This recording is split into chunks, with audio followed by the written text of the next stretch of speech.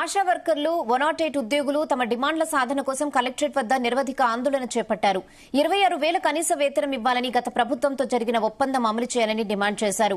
అదేవిధంగా 108 ఉద్యోగులు కూడా అక్కడే ఆందోళనకు దిగడంతో కలెక్టరేట్ వద్ద ఉద్రిక్త పరిస్థితులు ఏర్పడ్డాయి. తమ డిమాండ్లు పరిష్కరించే వరకు ఉద్యమం ఆపేది లేదని ప్రకటించారు. పలు సంఘాల నాయకులు వారికి మద్దతు ప్రకటించారు. 108 అదేవిధంగా ఆశా వర్కర్లకు సంబంధించి గత ప్రభుత్వం చేసిన ఒప్పందాలు అమలు చేయాలని డిమాండ్ చేశారు.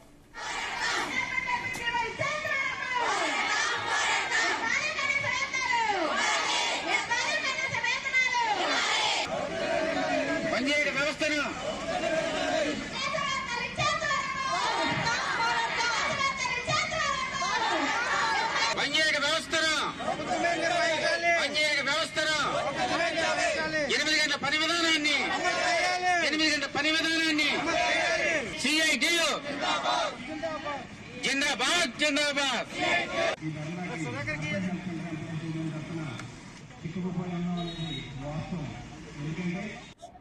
ఈ రోజు రాష్ట్ర వ్యాప్తంగా అన్ని జిల్లా కలెక్టరేట్ల దగ్గర ధర్నా నిర్వహిస్తున్నాం. దీని కారణం ఏంటంటే ఫిబ్రవరి 8వ తేదీన చలో విజయవాడ కార్యక్రమం నిర్వహించా. అప్పుడున్న ప్రభుత్వ అధికారులతో రాష్ట్ర ఆశా నాయకత్వాన్ని పిలిపించి కొన్ని ఒప్పంద మినిట్స్ కాపీలు ఇచ్చారు. ఆ ఒప్పందాలకే జీవోలు సర్కులర్లు ఇవ్వాలని డిమాండ్ చేస్తూ ఈ రోజున ధర్నా నిర్వహిస్తా ఉన్నాం. ఈ ఒప్పంద జీవోలు వెంటనే విడుదల చేయాలి. విడుదల చేయకపోతే పెద్ద ఎత్తున ఆశా వర్కర్లందరూ కూడా మా పోరాటాన్ని ఉధృతం చేస్తామని ప్రభుత్వానికి హెచ్చరిక చేస్తా ఉన్నా.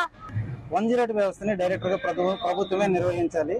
ఈ సర్వీస్ ప్రొవైడర్స్ అనే విధానాన్ని రద్దు చేయాలని, అలాగే ఉద్యోగ భద్రత కల్పించాలని, అలాగే సమాన పనికి సమాన వేతనం ఇవ్వాలని, ఈ 108లో పనిచేస్తున్న ప్రతి ఒక్క కార్మిక చట్టాలు అమలు చేయాలని, అలాగే ప్రతి ఒక్క ఎంప్లాయీకి 8 గంటల పని విధానాన్ని కల్పించాలని, ఏదైతే ఇప్పుడు హెల్త్ అండ్ మెడికల్ సర్వీస్ లో తీస్తున్న ఉద్యోగాల్లో మాకు వెయిటేజ్ ఇవ్వాలని, ఈఎంటీని పైలట్లని తీసే ఉద్యోగాల్లో వెయిటేజ్ కావాలని మేము కోరుకుంటున్నామండి. ఎందుకంటే ఇప్పటి వరకు మేము చాలా మంది ప్రైవేట్ సర్వీస్ ప్రొవైడర్స్ చేతుల్లో మోసపోయాం. ప్రతి 5 సంవత్సరాలకి కంపెనీలు మారుతున్నాయి. గవర్నమెంట్ మారినప్పుడల్లా కంపెనీలు మారుస్తున్నారు. కంపెనీ మారినప్పుడల్లా ప్రతి ఎంప్లాయీ కూడా తీవ్రమైన ఆర్థిక నష్టానికి గురవుతున్నాడు. ఈ రోజు రాష్ట్ర వ్యాప్తంగా